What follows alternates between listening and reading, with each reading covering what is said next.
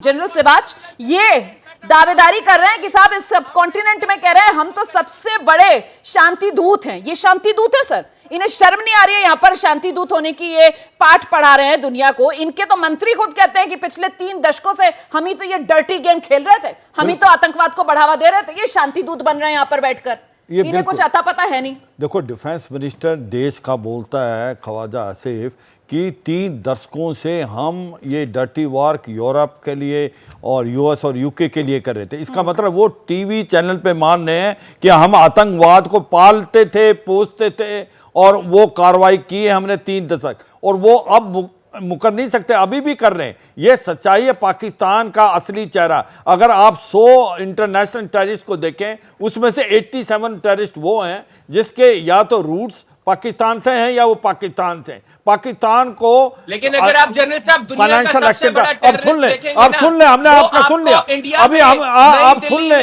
देखो, financial action task force ने आपको 4 बार ग्रे लिस्ट में डाला है मनी लॉन्ड्रिंग और टेररिस्ट फंडिंग के लिए। देखो, आतंकवाद का गढ़ है पाकिस्तान। ये पाकिस्तान एक ऐसा देश है जो एक सेकंड गलतियां की हम मानते हैं। नहीं, चिढ़ तो होगी ना, जलन तो होगी ना, तकलीफ तो होगी ना मोदी से, क्योंकि देश के जितने मुस्लिम मुल्क हैं सबने अपने यहाँ के सबसे बड़े अवार्ड जो है वो नरेंद्र मोदी को दिए हैं। सऊदी अरब से लेकर जितने दुनिया के मुस्लिम ममालिक हैं वो सब आज अगर किसी के साथ खड़े हुए हैं तो वो हिंदुस्तान है, और वो मेरे प्रधानमंत्री नरेंद्र मोदी की वजह से दुनिया का हर मुस्लिम देश इस वक्त हिंदुस्तान के साथ है। और पाकिस्तान जो धर्म के आधार पर बना, उसने धर्म को ऐसे बदनाम किया कि वो आज पूरी तरीके से अलग थलग है। हैदर हयात साहब, आपको तो हम पूरे लगेंगे ही। 10 साल से आप लोगों ने पाकिस्तान ये है, ये ऐसे मानने वाले नहीं हैं। इनको मैं कहते हैं कि सच्चाई है, बातों के भूत नहीं मानते लातों के बगैर। ये सच्चाई है, पाकिस्तान के हालात बहुत खराब हैं और पाकिस्तान एक आतंकवाद का गढ़ है। और ये भारत नहीं कह रहा है, ये पूरा वर्ल्ड कह रहा है। आज पाकिस्तान आइसोलेट हो चुका है। आज पाकिस्तान के साथ मुस्लिम वर्ल्ड नहीं खड़ा हुआ है, आईओसी नहीं खड़ा हुआ है, चीन भी पल्ला झाड़ गया है, टर्की भी पल्ला झाड़ गया। ये है असली रूप पाकिस्तान का। और पाकिस्तान को नजर आ रहा है अब भारत चोट मारेगा, और भारत चोट जो मारेगा वो आतंकवादियों पे नहीं। अब पाकिस्तान की आर्मी, पाकिस्तान की जो आईएसआई, जो आका है, जो इन आतंकवादियों को पालते हैं, पोसते हैं और जो भारत में भेजते हैं, उन पे अब होगा हमला। कब होगा, कैसे होगा, इसका अभी डिसाइड करेगी गवर्नमेंट और भारत की मिलिट्री। मगर बहुत बड़ा खौफ है, डर है।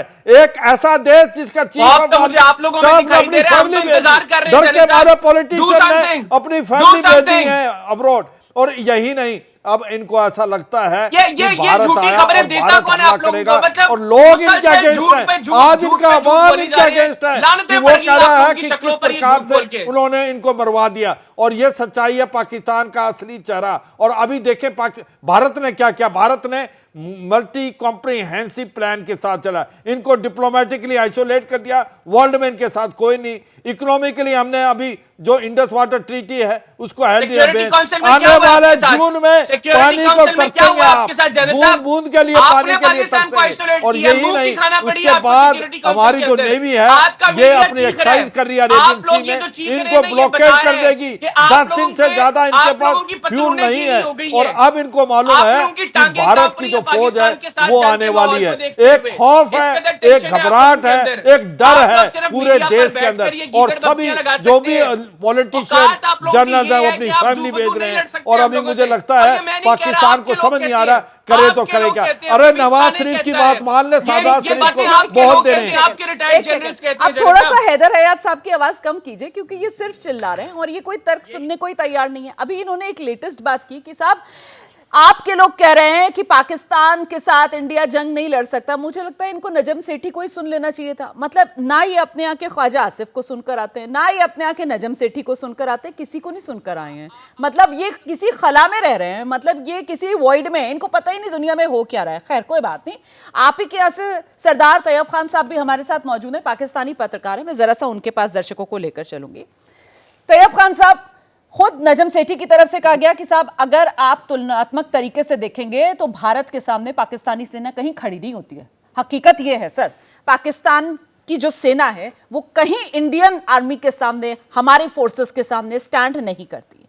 अगर आमने सामने का युद्ध होगा तो जाहिर सी बात है नतीजा क्या होगा वो तो 1971 में भी हमने देखा है ना सर, मुझे उसे दोहराने की जरूरत नहीं है कैसे दो टुकड़े पाकिस्तान के हुए। खैर आज की बात पर आती हूं, इसी इतिहास से सबक लेते हुए क्या नवाज शरीफ की तरफ से आपके देश के प्रधानमंत्री शहबाज शरीफ को यह नसीहत दी जा रही है कि भारत के साथ कूटनीतिक विकल्प तलाशिए, तनाव कम कीजिए, शांति का रास्ता तलाशिए?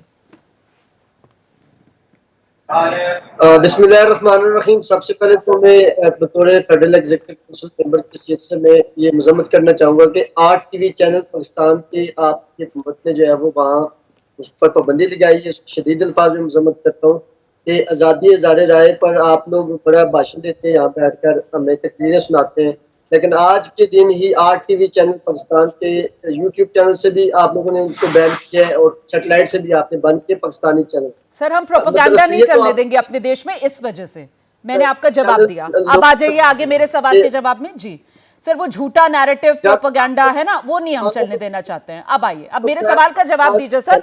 आप ही के यहाँ के लोग ये बता रहे हैं कि कैसे पाकिस्तान की जो सेना है वो भारतीय सेना के सामने कहीं स्टैंड ही नहीं करती है। इसी वजह से क्या ये डर है और इसी वजह से नवाज शरीफ शहबाज शरीफ को ये नसीहत दे रहे हैं कि बचो इस सीधे युद्ध में जाने से, तनाव कम करो? क्या ये अनुभव है नवाज शरीफ का, ये एक्सपीरियंस है जो बोल रहा है सर?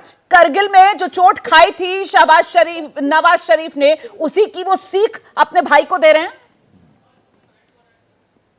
कोई शांति, अगर इंडिया शांति नहीं करेगा तो हम क्यों शांति करेंगे? सवाल ही नहीं पैदा होता कि हम जो है वो इंडिया अगर हमें आखिर गया तो हम उनको जरूर दो टोक उसी जुबान में जवाब देंगे जिस तरह इंडिया हमें जवाब देगा। अभी तक तो आपने सर जो है वो सर हम तो आतंकवाद को जवाब देते हैं ना। नहीं तैयब खान साहब, हिंदुस्तान जो है वो आतंकवाद को जवाब देता है सर। उरी हुई उसके बाद हमने आतंकवाद को जवाब दिया, पुलवामा हुआ हमने आतंकवाद को जवाब दिया। हमारी तो सर नीति बिल्कुल स्पष्ट है कि गोली बोली साथ चलेगी नहीं और अगर छेड़ोगे तो छोड़ेंगे नहीं सर। हम तो आतंकवाद का खात्मा करके रहेंगे सर, हम ऐसे ही हैं। अवाम आरटीवी चैनल्स आप लोगों ने हमारे मुतल किए हैं। आज आपकी हुकूमत ने बाकायदा तौर पर उस पर पाबंदी लगाई है। वजारत दाखिला जो है इंडिया का, उसने बाकायदा तौर पर ये पाबंदी लगाई है। क्यों लगाई है पाबंदी? सच लोगों तक पहुंचने दे।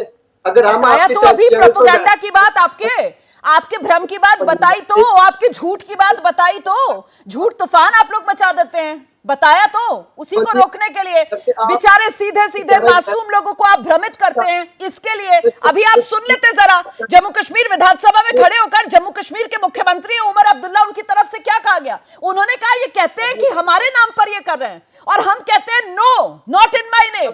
उमर अब्दुल्ला ये कह रहे हैं कि कश्मीर को लेकर जो प्रोपेगेंडा फैलाया जाता है ये नया कश्मीर है। आपको पता है जो पहलगाम में आप लोगों ने किया है, उसके बाद कश्मीरी आम सड़कों पर उतरा हुआ है, उसके हाथ में तिरंगे। जम्मू कश्मीर में जो मस्जिदें हैं सर, वहां पर मातम किया जा रहा है, वहां जुमे की नमाज से पहले मौन रखे गए सर। ये बदला हुआ कश्मीर है। नहीं, हमारे नाम पर नहीं, हमारे कश्मीर भाइयों के नाम पर नहीं। पाकिस्तान अपना प्रोपेगेंडा, अपना एजेंडा आगे नहीं बढ़ाएगा। सरदार तैयब खान, मैसेज क्लियर।